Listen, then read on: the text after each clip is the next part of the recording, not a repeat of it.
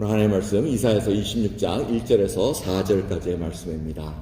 다 같이 봉독해 올립니다. 그날에 유다 땅에서 이 노래를 부르리라. 우리에게 견고한 성읍이 있으며 여호와께서 구원으로 성과 곽을 삼으시리로다. 너희는 문들을 열고 신을 지키는 의로운 나라로 들어오게 할지어다. 주께서 심지가 견고한 자를 평강의 평강으로 지키시리니 이는 그가 주를 의뢰함이니이다. 너희는 여호와를 영원히 의뢰하라. 주 여호와는 영원한 반석이심이로다. 아멘. 자리에 앉으시겠습니다. 선지자였습니다. 그래서 남유다 왕국이 멸망할 것을 예언을 하셨고 그 다음에 메시아가 태어날 것을 예언하셨습니다.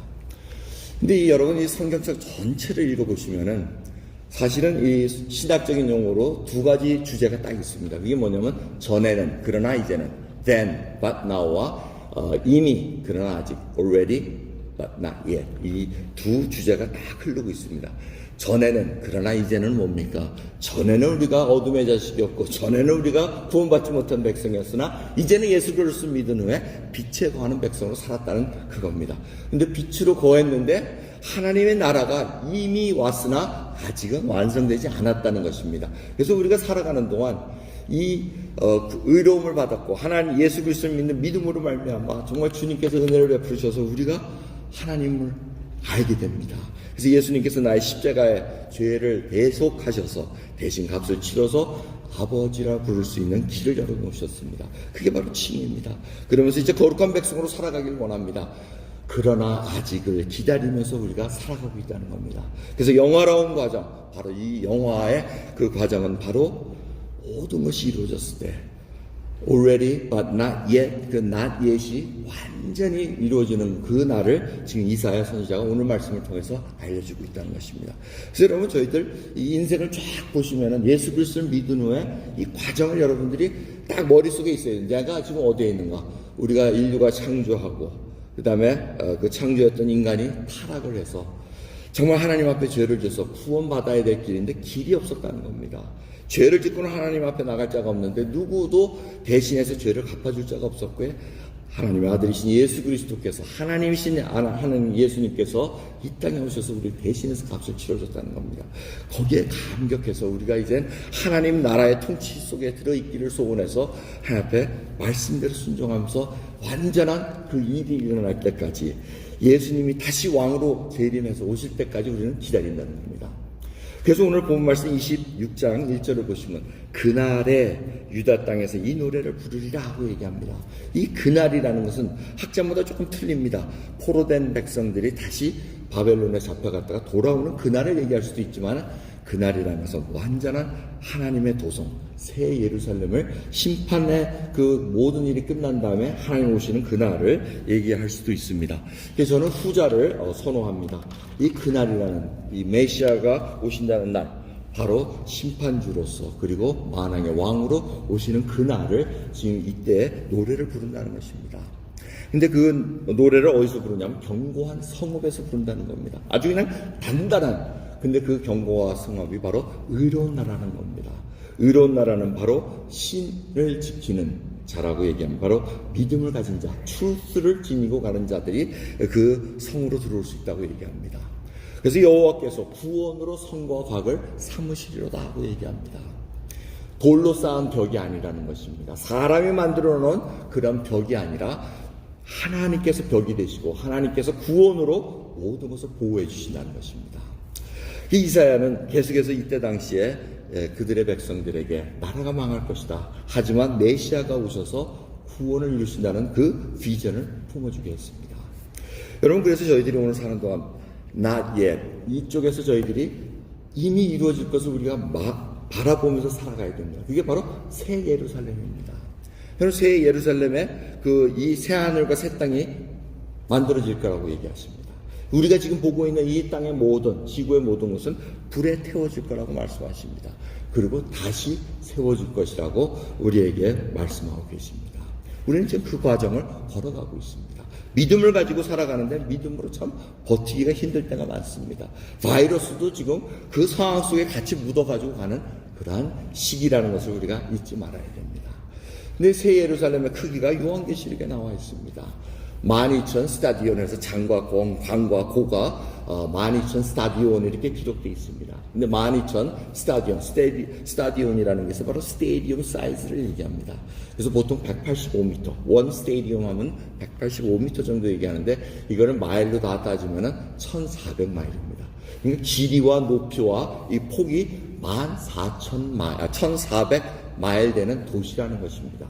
그러니까 여러분 좀 생각이 되십니까? 1,400마일이라면 여기서 어디까지입니까? 저쪽 인디아나까지 쭉 가야 됩니다. 뭐 시카고 저쪽까지 가야지 1,400마일입니다. 그러니까 길이가 그 정도로 긴 도시라는 거예요. 높이도 1,400마일이라는 겁니다. 길이도 1,400마일. 엄청난 큰 도시가 하나님께서 하늘에서 내려오겠다고 얘기합니다. 그 초소를 마련하고 계시다고 말씀하고 계십니다. 그래서 어떤 분이 그 높이를 이렇게 해가지고 지구본에 딱 얹은 그 사진이 하나 나와서 재밌어서 저희 여러분들께 보여드립니다. 저 정도 사이즈라는 거는 미국 땅에 딱 앉으면 미국 땅을 덮는데 높이도 이걸 감당할 길이 없습니다. 1,400마일이면 엄청 높습니다. 그래서 우스갯소리로 얘기할 때 요 높이 요 1층만 만약 이 높이 층수로 따지면 뭐 층수로 따질 수도 없습니다. 근데 1층만 해가지고 쭉 앉으면 65억 인구가 그냥 쭉 한 층에 그냥 탁 끝날 수 있다는 겁니다. 그러니 믿는 자들이 지금까지 얼마나 많겠습니까? 뭐 저희만 믿었겠어요? 저희만 천국 가겠어요? 이제 하나님께서 그 많은 자들을 이곳에 쭉 들어간답니다. 근데 제일 어느 층이 제일 마음에 드세요? 제일 아래층이 좋으실 것 같아요? 높은 층이 좋으실 것 같아요? 로얄층이 좋지 않을까 싶은데 제일 높은 층에 누가 갈지는 모르겠습니다. 아무튼 이렇게 지금 큰 하나님의 도성을 마련하고 지금 그날에 견고한 성읍을 이렇게 들어오라고 얘기한다는 것입니다. 그러니까 여러분 비전이 지금 이 땅에서 이거 할 것이 아니라 하나님께서 이걸 예비해 놓으셨구나. 정말 하나님께서 정말 이러한 것을 예비하셨기에 우리가 그걸 보고 어렵더라도 말씀으로 순종하면서 걸어가는 소망이 있다는 것입니다.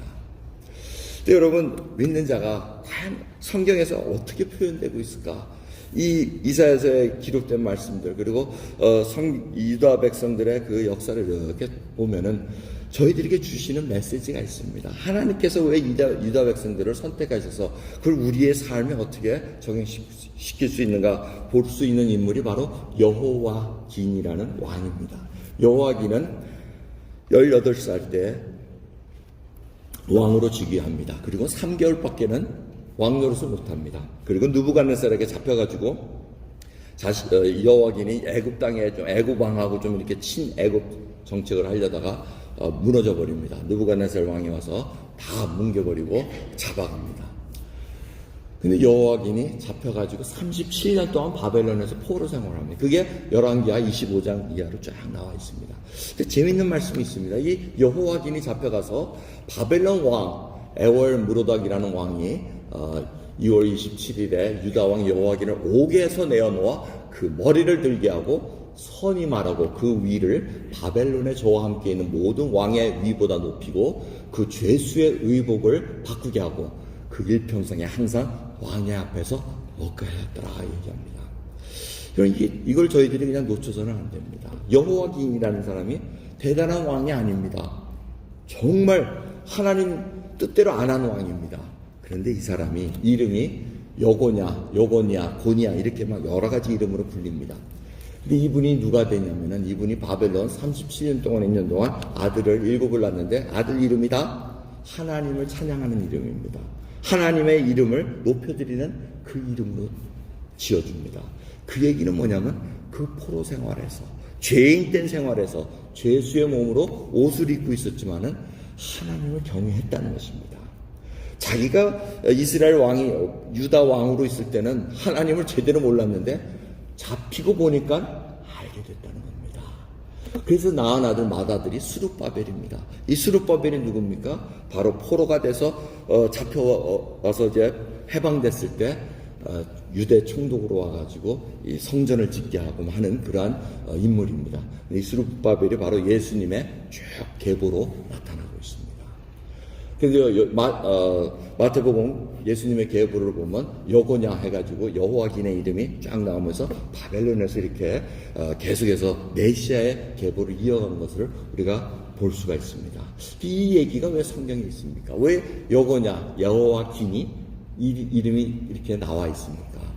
그거는 여러분 바로 not yet, already not yet. 하나님을 제대로 모르지만 우리의 모습이 이렇다는 겁니다.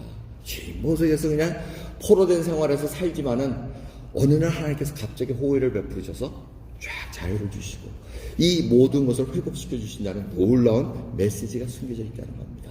그래서 저희들이 이 메시지를 품고 이 뉴 제루살렘, 새 예루살렘의 성을 바라보면서 하나님께서 언젠가는 이 모든 불의와 악독과 이런 것들을 다 심판하러 오실 터인데 그날까지 하나님의 백성들을 이렇게 어느 때는 고개도 못 들게 만듭니다.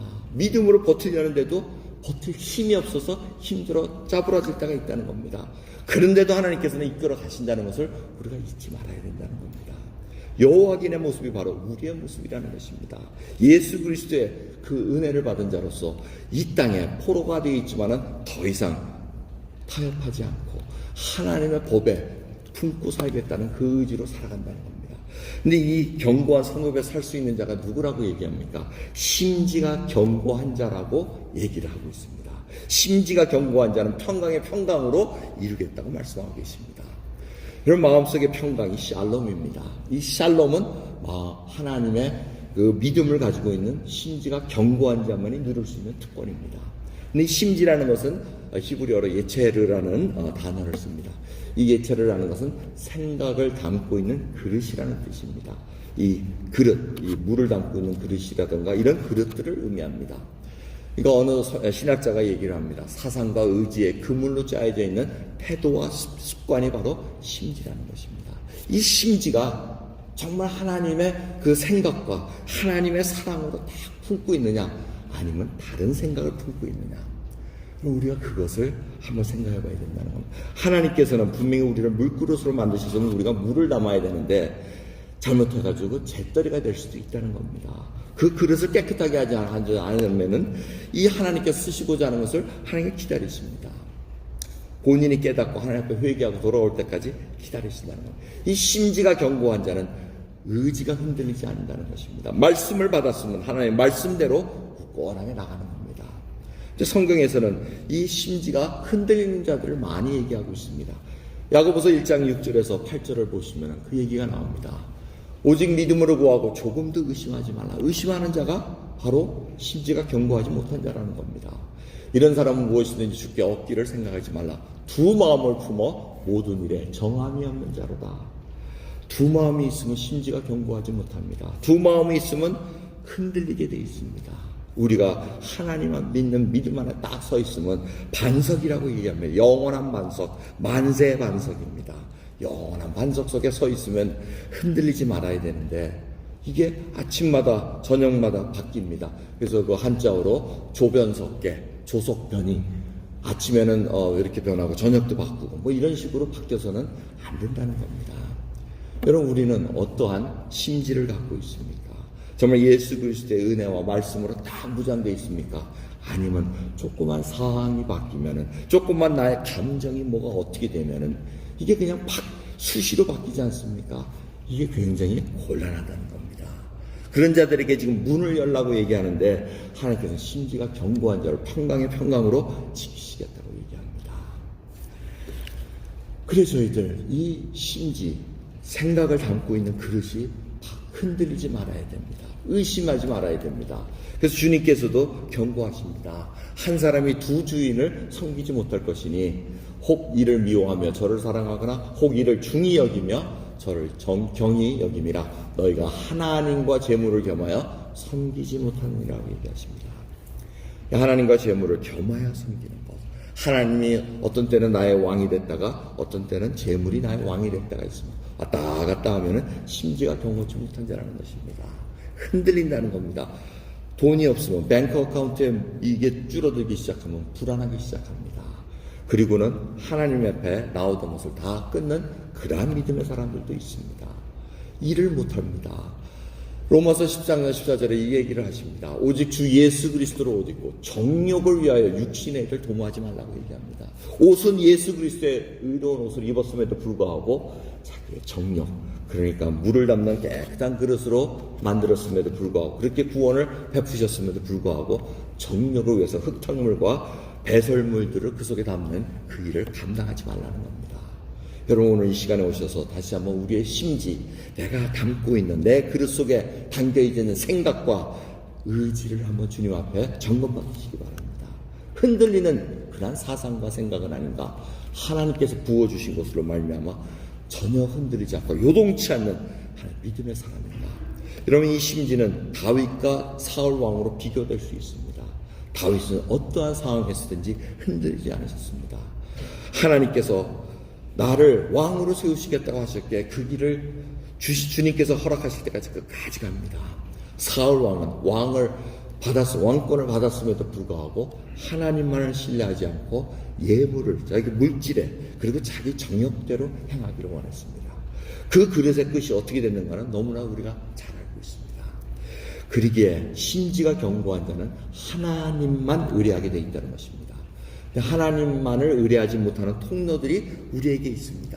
그것이 요한일서 2장 16절에 잘 기록되어 있습니다. 이는 세상에 있는 모든 것이 육신의 정욕과 안목의 정욕과 이생의 자랑이니 다 아버지께로 쫓아온 것이 아니요 세상으로 쫓아온 것이라고 말씀하십니다. 통로가 세 가지입니다. 육신의 정욕과 안목의 정욕과 이생의 자랑입니다. 예수님께서도 광야에 시험 받을 때 바로 이 세 통로로 시험을 받으셨습니다. 돌을 떡이 되게 해라. 이게 바로 육신의 정욕입니다. 뛰어내리라. 그러면 하나님 천사가 너를 받아주리라. 안목의 정욕입니다. 보이는 겁니다. 나에게 경배하라. 그럼 내가 모든 권세를 너에게 주리라. 권세를 가지고 자랑하고 싶어하는 이생의 자랑입니다. 근데 예수님께서 이 시험을 통과하셨는데 이 시험 받은 하나하나가 중요한 것이 아니고 왜 사단이 예수님을 시험했냐면은 이 일을 통해서 주님이 시험 유혹에 떨어지기만 하면은 메시아의 직분을 탈취하기 위함이었습니다. 주님께서 담당하실 일을 담당하지 못하게 하시는 것이 다 마귀의 그 계획이고 수수였다는 것입니다. 여러분, 그러기에 저희들이 이 통로를 통해서 올 때 육신의 정욕과 안목의 정욕과 이생의 자랑의 통로를 통해서 나에게 그러한 유혹이 올 때 여러분, 그거기에 넘어지게 되면은 내가 해야 될 일을 못하는 거구나. 지금 마귀가 내가 하나님을 위해서 해야 될 일을, 하나님만 의지해서 뚫고 나가야 될 일을 지금 그걸 못하게 하는구나. 여기에 우리가 지혜가 있어야 된다는 겁니다. 그럼 그거를 놓치면은 우리는 그냥 신앙생활을 세상 사람과 똑같이 하게 됩니다. 그러기에 저희들이 하나님께서 붙잡고자 하고 하나님께서 이루시고자 하는 일을 우리가 잊지 말고 뚫고 나가야 된다는 것입니다. 여러분은 정말 심지가 견고하셔서 하늘의 샬롬으로 정말 충만하십니까? 오늘 이 예배를 통해서 그리고 이 말씀을 통해서 정말 하늘이 주시는 평강으로 넘치기를 원합니다. 내게 강 같은 평화, 아멘 아멘 하면서 저희들이 부르지만 목소리로 하는 것이 아니라 진정으로 믿음으로 그것이 하늘의 찬양이 울려 퍼지기를 소원합니다. 듣는 자마다 정말 주님, 저도 내게 강 같은 평화 허락해 주시옵소서. 흔들리지 않는 평강 주시옵소서. 상황 속에서 내게 지금 육신의 정욕과 안목의 정욕과 이생의 자랑으로, 여러분, 우리가 이 코로나 시대가 왜 힘듭니까? 누구도 알아주지 않아서, 누구도 뭐 어떻게 해주질 않으니까 이게 답답한 겁니다. 좀 알아주면 좋은데 누구도 다 고립된 상황 속에서 알아주지 않으니 이게 답답하다는 겁니다. 하지만 하나님의 말씀으로 무장된 거죠. 매일같이 주님과 관계 속에서 동행하면서 사는 자들에게는 넘치는 평강이 있다는 것입니다. 찬양이 넘친다는 겁니다. 지난 한 주간 여러분 가정에 찬양이 넘치셨습니까? 기도가 넘치는 그러한 가정이었습니까? 그럼 여러분 축복받은 그 가정입니다. 하나님만을 의뢰하는 자마다 흔들리지 않고 already but not yet, 이미 천국을 소유한 자나 하나님의 그 만드실 도성을 우리가 바라보며 살아가고 있다는 것입니다. 그 일이 지금 코로나 때문에 우리 이 지역에서는 안 일어날지라도 베트남 저 흐몽족 하장 지역에서는 일어나고 있습니다. 지금 앞에 보이는 이 사진이 황세원 목사님이 이경호 선교사님을 통해서 보내준 사진입니다. 이분들이 능족이라고 얘기합니다. 근데 능족과 블랙타이하고 어떤 관계인지는 아직 지금 문의를 해서 물어봤는데, 여러분 기억나십니까? 요번에 저희가 베트남 갈 때 블랙타이 성경, 신약 성경 5권을 이렇게 몰래 가져와가지고 접선 장소에서 못 줘가지고 하장 이 황세현 목사님에게 전달한 그 사건 여러분 기억하실지 모르겠습니다. 근데 이 성경을 이 부족이 읽을 수 있다는 겁니다. 놀라지 않습니까? 이거를 황세현 목사님이 찾아냈다는 겁니다. 가가지고 찾아내서 불러내서 이분들로 하여금 지금 예수 그리스도를 믿고 교회가 생겼는지 안 생겼는지 모릅니다. 아직 제가 정확한 정보는 모르는데 이들에게 지금 성경을 읽을 수 있는 이들의 자질이 돼서 성경을 나눠주고 지금 같이 교회를 짓는 일을 진행하고 있다는 것입니다. 얼마나 놀랐습니까? 하나님께서 여러분 그 성경을 베트남 하노이에 그냥 떨어져서 누구 서재에 들어갈 수 있는데 그걸로 끝나는 것이 아니었습니다. 하나님의 계획은 이 능력, 이 지도자들에게 성경을 배부함으로 말미암아 영적인 눈이 열려지기를 소원하셨다는 겁니다. 이 일을 지금 감당하고 있다는 겁니다. 그럼 저희들은 하나님의 하시는 일을 우리가 잊지 말아야 됩니다. 하나님은 우리 품속에, 우리 속에, 우리 생각 속에 계신 분이 아닙니다.